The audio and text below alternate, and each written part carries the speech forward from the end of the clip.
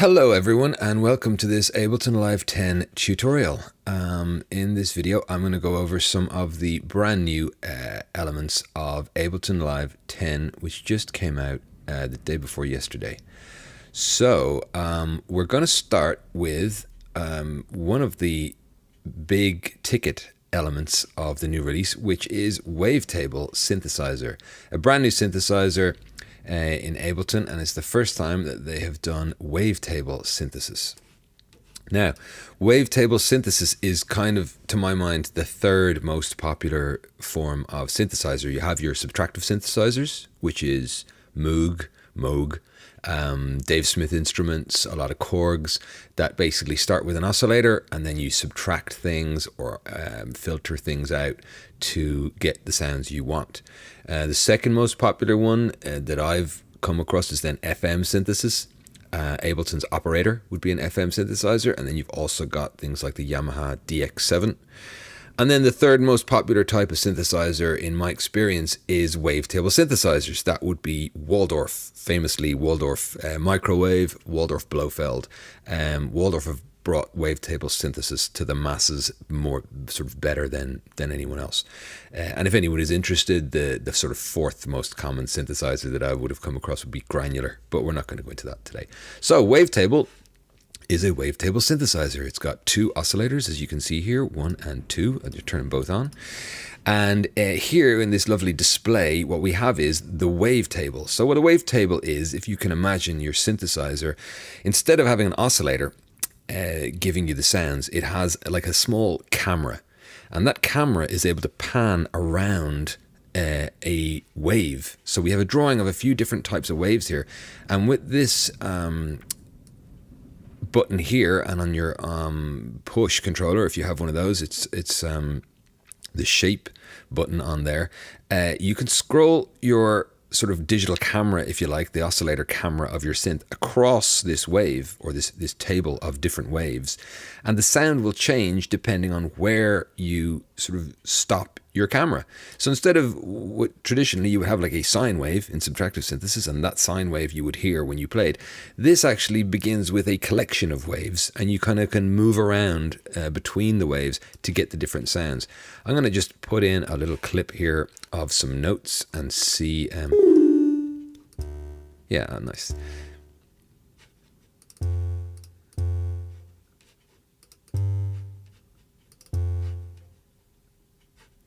Let's play it and see what that says.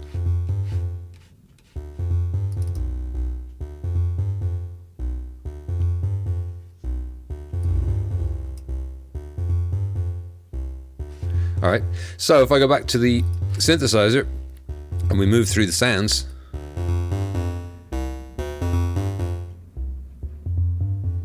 depending on where we stop our image, our camera, if you like, it depends on how the sound changes. So it's really quite, you can get some amazing sounds. It's quite a beautiful sounding collection of wavetables that they've put into this synth. It sounds amazing. On you've got all these different shapes. That's a basic shape. You got some really funky things that you can get into. Like this is like the cover of a Joy Division album.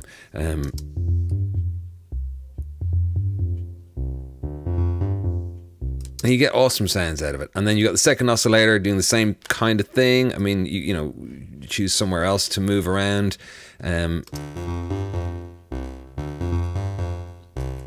So that's the two oscillators at once. So you're starting with some awesome sounds. And very different to all the other types of synthesizers that you would probably have in your collection. We then move into the filter area. It's kind of self-explanatory. It's all the different shapes of filter that are always available in Ableton, and the fab stuff they added in Ableton Live 9, where you can actually choose filters modeled on traditional synthesizers. So you can add drive, and you can get some super self-oscillating resonances out of these things that I don't know if I should bother with.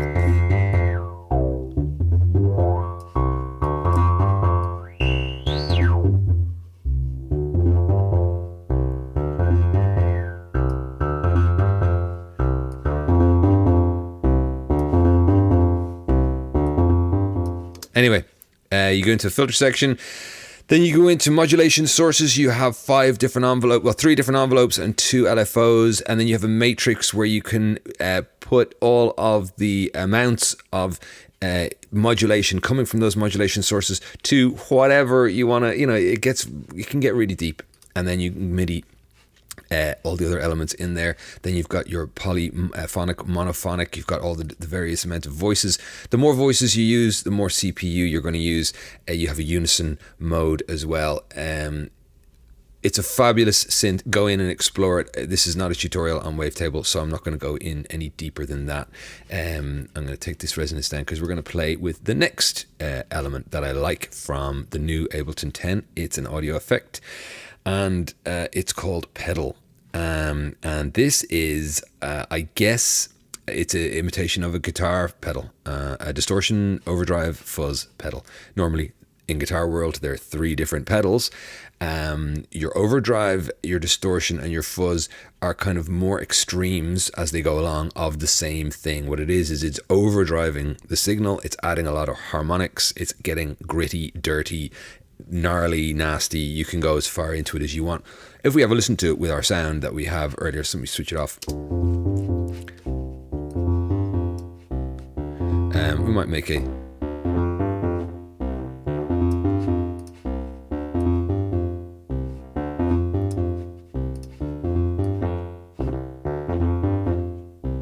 so it's kind of a clean enough sounding bass sound there, just so you can hear what pedal starts to do. So on overdrive, which is the lightest of the settings, it's going to just start adding a little bit of hairy, fuzzy sounds, a little bit of drive to the sound. Let me turn the dry wet knob all the way down. So here we go as our normal synth sound. I'm going to turn up the dry wet knob of this. I'm going to turn down the synth a little bit so we're not getting any natural overdrivingness, and then turn up the dry wet knob on pedal. Now you hear it starting to get a little bit of distortion there. We can go all the way. And then we can go further into distortion, which is going to be a heavier vibe of overdrive.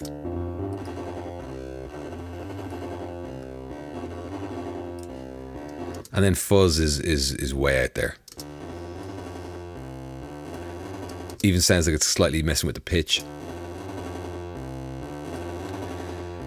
So we have our gain, our output levels, we have overdrive, distortion, or fuzz, and then we have more sculpting possibilities with a little EQ section down here, and they've even included a little sort of mid-frequency selector knob, which I think is supposed to go from around just below 1K to 2K, depending on where you put it. But it really voices the sort of mid-range of the synth. Let me turn it up, and you can hear what it's doing. I'll put it back to overdrive so you can hear it in a bit more clearly.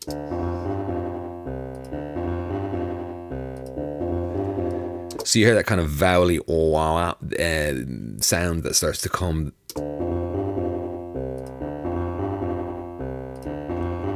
So that's nice to have another little bit of control over how that sound is going to end up coming out at the end.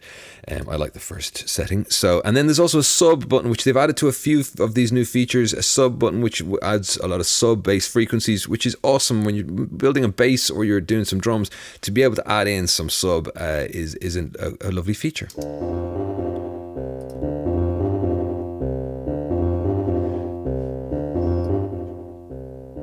So lots of features in pedal to give you full control over what's coming out of there.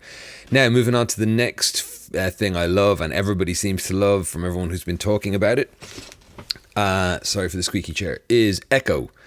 Echo is a delay. Now I know people are kind of thinking, well, I've got loads of delays. Maybe you use some of the other third-party stuff. You've also got simple delay in Ableton, and then ping pong delay, and people, have lots of third-party plugins, delays. I know I have, but this is fabulous. This really is. Apart from the fact that it looks great, this is like time tunnel kind of 60s spy movie feature here on the screen, which you manipulate as you move stuff around.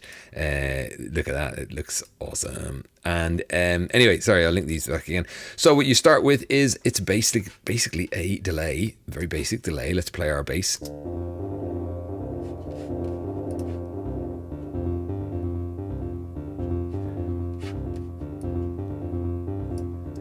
So there you go, a regular delay, which you can adjust the measures of here and keep it in sync with your BPM. Mine's at 130 there right now. So you got that. You've got two left and right stereo linked here in the middle. You can unlink them and then have separate stereo kind of ping-pongy effects going on. You've got the options of notes, triplets, dotted, and 16th notes in terms of keeping it in sync with your BPM, or you can switch it to time, which you get all kinds of wackiness. Now you can't hear that on the mic that I've got here, but the stereo effects going on now are fabulous.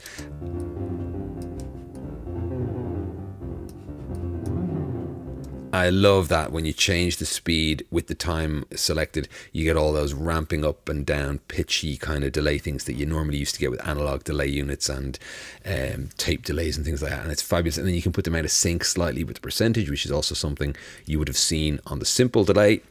You can control the input signal, so you can start to get it overdriving a little bit. Obviously, I've got pedal lined up here, so I don't need any overdrive there. But you can do that. Then you've got a switching the polarity of the feedback. You can, what is this? Clip dry. This applies the input gain to the dry signal as well, allowing it to distort for an authentic hardware feel. I missed that feature before. So a little D there that applies the input gain to the dry signal and not just to the echo signal. So what you've got when you do your dry wet here is if you were to have that 50% and you engage the D and push the input, you're going to get louder 50% dry and not just louder affected signal. So that's a nice feature I missed. Then we got the feedback, then we got the lovely display. We've got a filter down here that you can open up and you can then filter the highs and lows and carve out the sound that you like. Turn that down. You've got a modulation section just before. Again, this can be synced or let run free. You can change the different waveforms. You can move them so they're perfectly out of phase. You get lovely stereo effects, and they can be affected depending on how much you turn up. They can affect the delay times. They can affect the filters. So literally as this sweeps up and down, it's going to open up and close the filter, or it's going to speed up and slow down the delay times. And then this is the amount of those envelopes that are going to be affected. So first off, you shouldn't hear anything. Oh, you are? Well.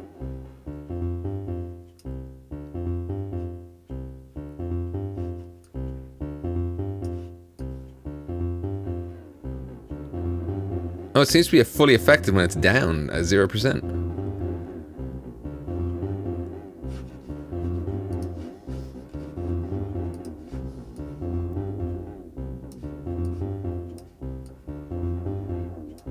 There you go. Now you can hear what it's doing to the filter. Let me just turn in the delay so you just hear the filter.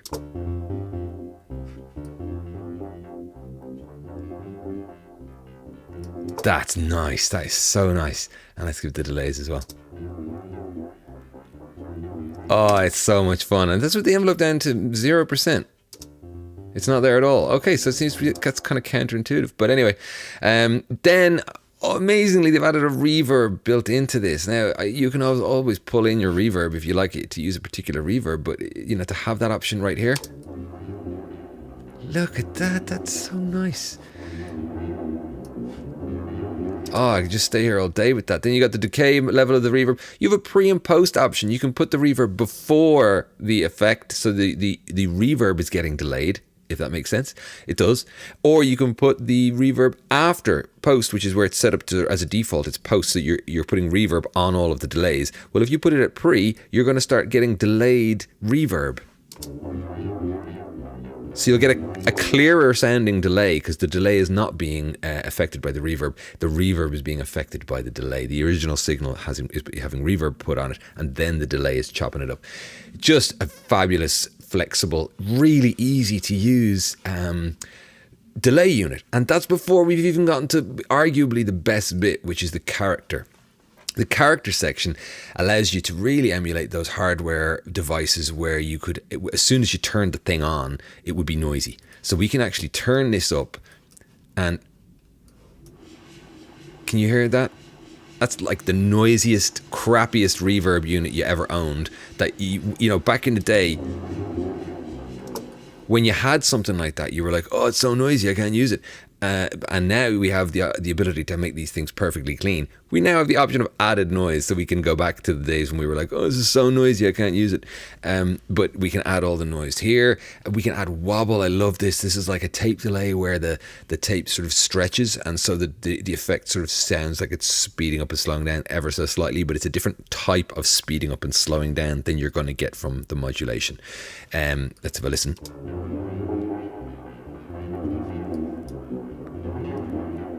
I mean, that is so good. And then you've got a ducking option and a gate option. The ducking option basically means that as you play your synth or your drums, the louder the input signal gets, the quieter the delayed effect will get.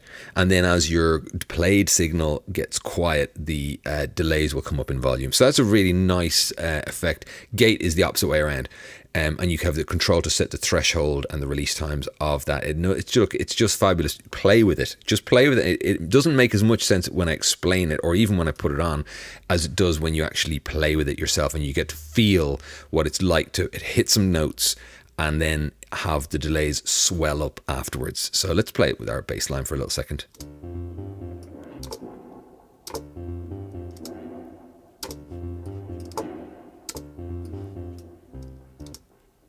So play with it.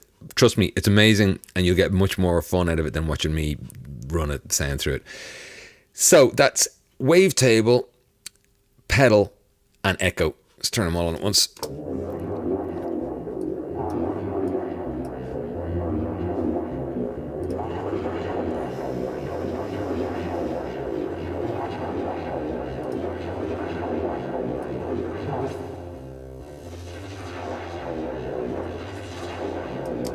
That is so good. Anyway, right. So there's the three elements that kind of I was first interested in, and they all blew my mind. They're all amazing. Wavetable, pedal, and echo, all eminently useful, and all I would say, you know, if you were to try and buy these units as standalones from third-party developers, each one would cost you for, you know, pretty decent sum of money, because they're all really, really good. And they're all included for free in the new Ableton Live 10 update. So even if you were just buying Live 10 because you just wanted to get into Ableton, you know, this stuff just comes included. I think that's really, really good. Well done to Ableton for that. So next, I'm going to show you the last sort of big ticket item of the new release, for me anyway. And it's the drum bus effect.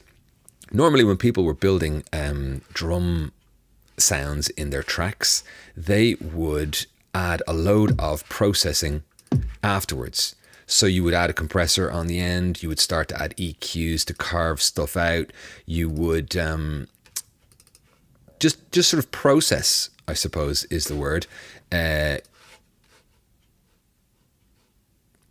here it is. You would process your drums with all these different elements. Well, they've put all those elements into one unit. So I'm just going to, here's a little sort of very, very basic drum sound.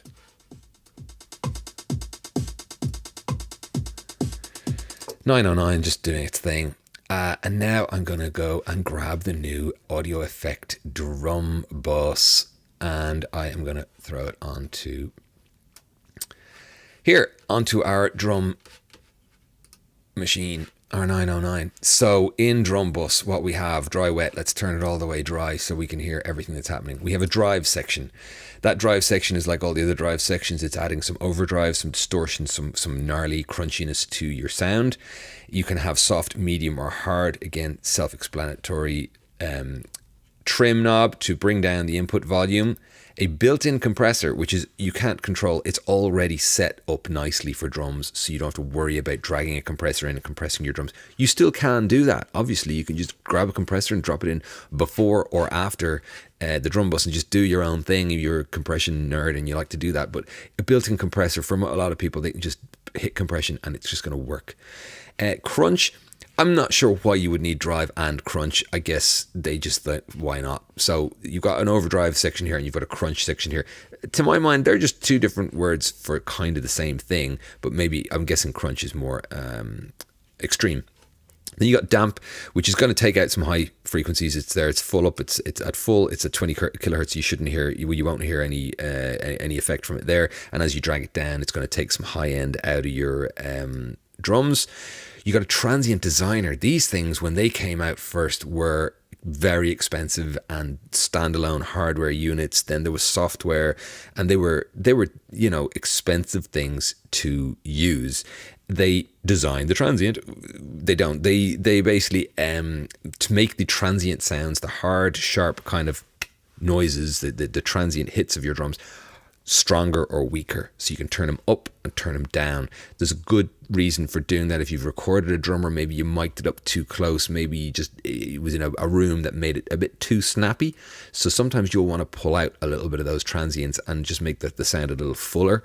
And then other times the transients are getting lost in the sound. Maybe it's a very reverbed room and there's a lot of wash of frequencies going around. And to make them poke out a bit, you can turn up those transients. So that's a very useful feature.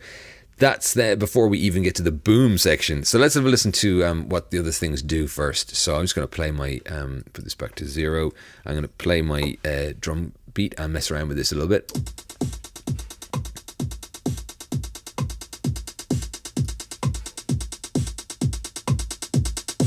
Okay, so the drive is kind of just turning it up. If we go hard, there, you're getting some gnarly stuff happening there. We can turn that down a little bit. Add the compressor. Nice sounding compressor. I'll bring it down even more. Crunch. Yeah, you're just getting a lot of crunchiness. Let's bring down some high frequencies.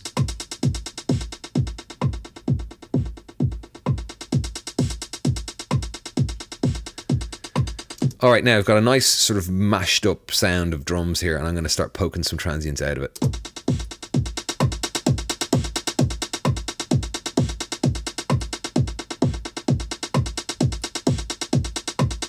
Okay, that's nice, but now I want to get the let me see what the transients like when you take them out. That's nice. That actually makes it even more mashed, so you can pull out those transients. But right now I'm going to poke them out. Yeah, nice. Now the kick drum's getting a little bit lost in there. The rim's really jumping out and the snare's kind of jumping out, but I want the kick to come out. So this is where the boom comes in. I'm going to turn up the boom and then I'm going to sweep through the frequencies, and you'll hear that it's just pushing that low end really hard and making it stick out. And what'll happen first, because the decay is at 100%, it's going to be quite a long boom, like an 808 up full decay, whoom, and we're going to just bring that down a little bit so that it works better with the sound. But first I'm going to leave up the decay full, I'm going to turn up the boom full, and we're going to sweep through those frequencies and hear the boom. Wow.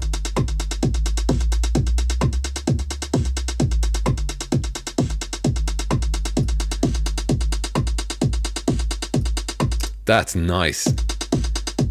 That is booming, and I've just pulled the decay back 70%, say.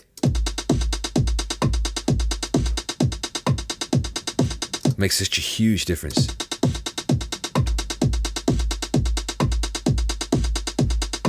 Now I'm going to try and get the output down a little bit and turn off the drum bus and hear what it's. Well, maybe I'll just turn in the wet dry. So there we are beforehand.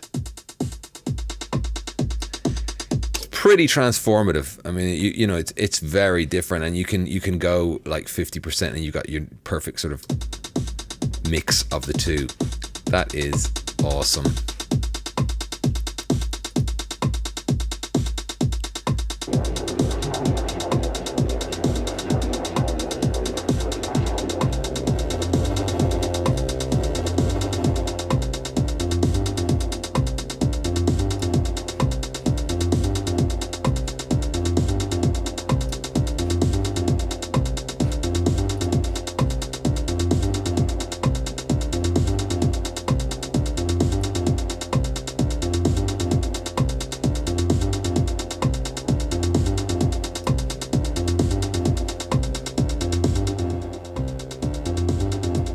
Anyway, look, that's just me messing around with them. They sound great. You could spend all day playing with just those 4 elements: wavetable, pedal, echo, and drum bus. I hope you got everything that you wanted out of that. If you want to go deeper into any one element, we're going to maybe do some more videos on individuals, and you can go much deeper. But that's, just play with them. There's an overview of what they all do.